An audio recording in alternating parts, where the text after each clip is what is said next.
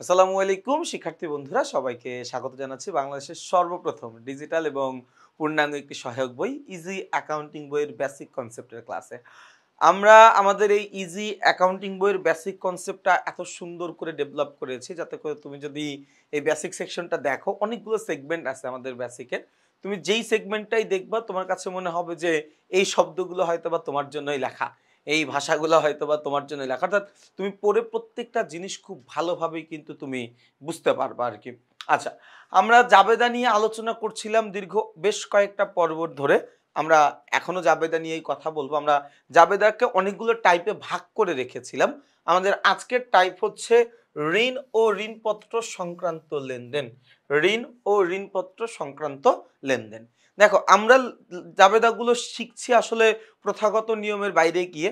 এমনভাবে জাবেদাগুলো শেখার চেষ্টা করছি যাতে করে আমরা যেন খুব একটা বেসিকের প্রয়োজন না পড়ে। অর্থাৎ খুব অল্প পরিমাণের বেসিক জেনেও আমরা যেন খুব সুন্দরভাবে জাবেদাটা করতে পারি, খুব সুন্দরভাবে আমরা যেন জাবেদাটা শিখতে পারি, ওই ব্যবস্থাটা কিন্তু আমরা আসলে এখানে করেছি। তোমরা যারা একদম প্রপার নিয়ম মেনে বেসিক সহজ জাবেদা শিখতে চাও, তোমাদেরকে আমি বলবো আমাদের এই বইয়ের ইজি অ্যাকাউন্টিং বই তৃতীয় অধ্যায় দুতরফা দাখিলা পদ্ধতি নামে যেই অধ্যায়টি রয়েছে, সেই অধ্যায়ে তোমরা চলে যাবা। সেই অধ্যায়ে লেনদেনের ডেবিট ক্রেডিট বিশ্লেষণ নামের একটা পর্ব রয়েছে। সেই পর্ব থেকে তোমরা লেনদেনের ডেবিট ক্রেডিট বিশ্লেষণের মাধ্যমে জাবেদা করার একদম বেসিক সহ নিয়মটা শিখতে পারবা।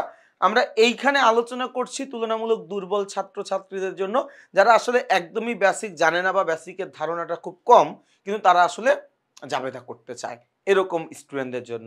আমরা একটু খেয়াল করে দেখব আমাদের ঋণ ও ঋণপত্র সংক্রান্ত লেনদেনে জাবেদা করার টেকনিক হচ্ছে ঋণ হিসাব দায়, তাই ঋণ হিসাবকে আমরা চোখ বন্ধ করে কি করব, ক্রেডিট করে দিব, এবং যা কিছু ঋণ হিসেবে গ্রহণ করেছি সেই সব কিছুকে ডেবিট করে দিব।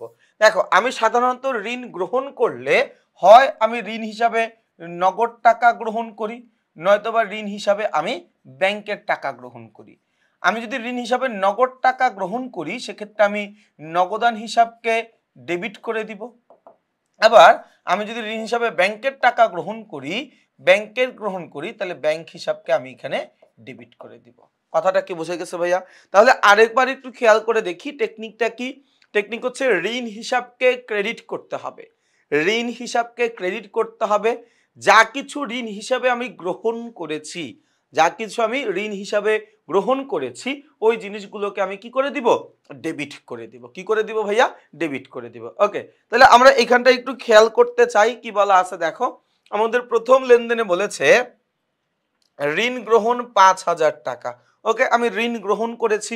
ঋণ সম্পর্কিত লেনদেন। ঋণ সম্পর্কিত লেনদেনে জাবেদা কিভাবে করব? ঋণ হিসাবকে ডেবিট করতে হবে। ঋণ হিসাবকে ডেবিট করতে হবে, তাই সরি, ঋণ হিসাবকে ক্রেডিট করতে হবে ভাইয়া। ঋণ হিসাবকে কি করতে হবে? ক্রেডিট করতে হবে। তাহলে আমরা এখানে লিখে দেই ঋণ হিসাব ক্রেডিট, ঋণ হিসাব ক্রেডিট। এরপরে কি করব? আমি যা কিছু ঋণ হিসাবে গ্রহণ করেছি, আমি যা কিছু ঋণ হিসেবে গ্রহণ করেছি সেই জিনিসগুলোকে ডেবিট করে দিব। এখানে ঋণ গ্রহণ করেছি কত টাকা? ৫,০০০ টাকা। তাইলে নগদান হিসাব ডেবিট ৫,০০০ টাকা।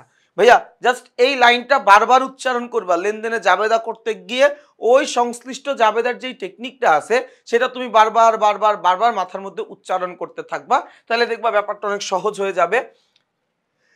টেকনিকটা কি? ঋণ একটা দায়, তাই ঋণ হিসাবকে ক্রেডিট করতে হবে। যা কিছু ঋণ হিসাবে গ্রহণ করেছি সেই জিনিসটাকে ডেবিট করতে হবে। ওকে, ২ নম্বর লেনদেনটা দেখবো। ব্যাংক হতে ঋণ গ্রহণ কত টাকা? ৫০,০০০ টাকা। ব্যাংক হতে ঋণ গ্রহণ ৫০,০০০ টাকা। ঋণ গ্রহণ করেছি, তাহলে আমি কি করব? চোখ বন্ধ করে ঋণ হিসাবকে আমি ক্রেডিট করে দিব। ঋণ হিসাবকে আমি ক্রেডিট করে দিব। ওকে, ঋণ হিসাব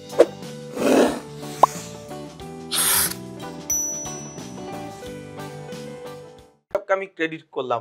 ভাইয়া ঋণটা নিয়েছি কোন জায়গা থেকে? ব্যাংক থেকে আমি ঋণ নিয়েছি। কোন জায়গা থেকে? ব্যাংক থেকে ঋণ নিয়েছি। এখন ব্যাংক থেকে ঋণ নিলে সবচাইতে স্ট্যান্ডার্ড হচ্ছে ব্যাংক হিসাবকে ডেবিট করা। এই ব্যাংক থেকে ঋণ নিলে সবচেয়ে স্ট্যান্ডার্ড হচ্ছে ব্যাংক হিসাবকে ডেবিট করা। তার কারণ ব্যাংক ঋণ দিলে ঋণের টাকাটা সর্বপ্রথম আমার ব্যাংকের অ্যাকাউন্টে দেয়, আমার ব্যাংক অ্যাকাউন্টের টাকাটা বাড়ে। তো অনেক আগে থেকে যেহেতু নগদান বই আমরা ব্যবহার করে আসতেছি, তো তুমি যদি নগদান হিসাব দাও তাতেও তোমার আসলে অঙ্ক কাটার কোনো সুযোগ নাই, তার কারণ এই যে ব্যাংক থেকে ঋণ গ্রহণের ফলে ব্যাংকের টাকা বাড়ে, এই চিন্তা ভাবনাটা আমরা আসলে বিগত 1-2 বছর ধরে চিন্তা করছি। তার আগে কিন্তু আমরাও আসলে নগদান হিসাবে লিখতাম। তো তুমি এখানে নগদান হিসাব লিখলেও হবে, ব্যাংক হিসাব লিখলেও হবে। তবে আমাকে যদি জিজ্ঞাসা করো ভাই কোনটা লেখা উচিত, উচিত হচ্ছে ব্যাংক হিসাব লেখাটাই সবচাইতে অ্যাপ্রোপ্রিয়েট হিসাব। ওকে, এরপরে দেখো কি বলা আছে ভাইয়া। আচ্ছা, এরপরে ঋণ প্রদান। দেখো আমি এতক্ষণ ঋণ গ্রহণ করেছিলাম, তাই না? ঋণ গ্রহণ করেছিলাম, আমি ঋণ প্রদান করছি। দেখো ঋণ গ্রহণ যেমন লেনদেন, ঋণ প্রদান কিন্তু তার উল্টা লেনদেন। ঋণ প্রদান কিন্তু তার উল্টা লেনদেন। এটাকে আমরা বিনিয়োগের মধ্যে চাইলে লিখে দিতে পারতাম, এটাকে আমরা চাইলে বিনিয়োগ সম্পর্কিত লেনদেনে লিখতে পারতাম, তবে তোমরা তখন একটু কনফিউজড হয়ে যাইতা, এই জন্য এটা এখানে লেখা আছে। এটা কাইন্ড অফ একটা বিনিয়োগ, আমি ঋণ দিছি, এটা আমার জন্য বিনিয়োগ। প্রদত্ত ঋণ হিসাব ডেবিট, নগদান হিসাব ক্রেডিট।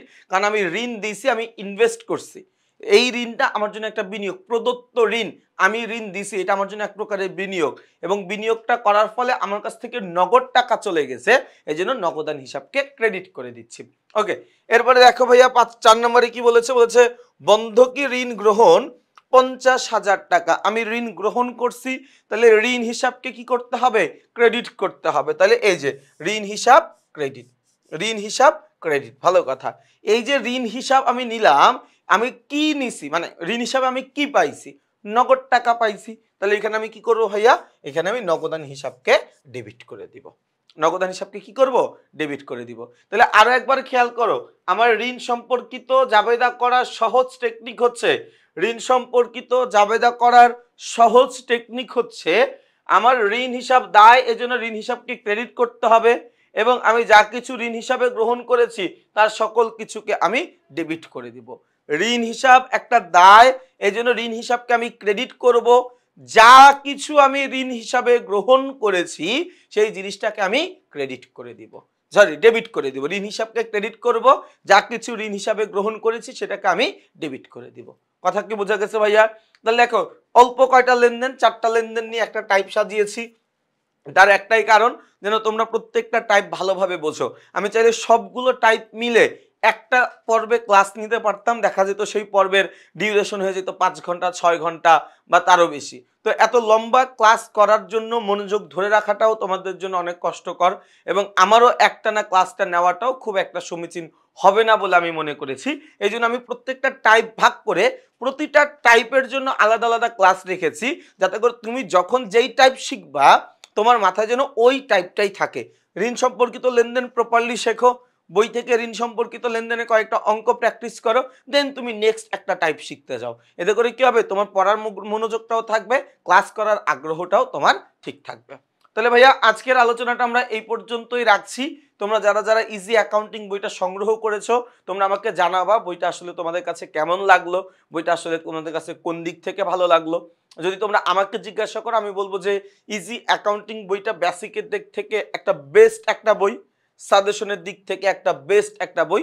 তুমি টেকনিক ইজি এডুকেশন থেকে প্রকাশিত আমার লেখা এই ইজি অ্যাকাউন্টিং বইতে যেই রকম বেসিক তুমি পাচ্ছ এটা পৃথিবীর অন্য কোনো বইতে তুমি পাবা না, যেরকম সাজেশন তুমি পাচ্ছ এটা তুমি কোনো জায়গাতে পাবা না। হ্যাঁ, বোর্ড প্রশ্নের সমাধান এটা সব বইতেই হয়তো বা পাওয়া যায়, অনুশীলনী প্রশ্নের সমাধান এটা হয়তো বা সব বইতেই পাওয়া যায়, বাট এই দুইটা জিনিস আরেকটা কথা না বললেই না, সেটা হচ্ছে এমসিকিউ।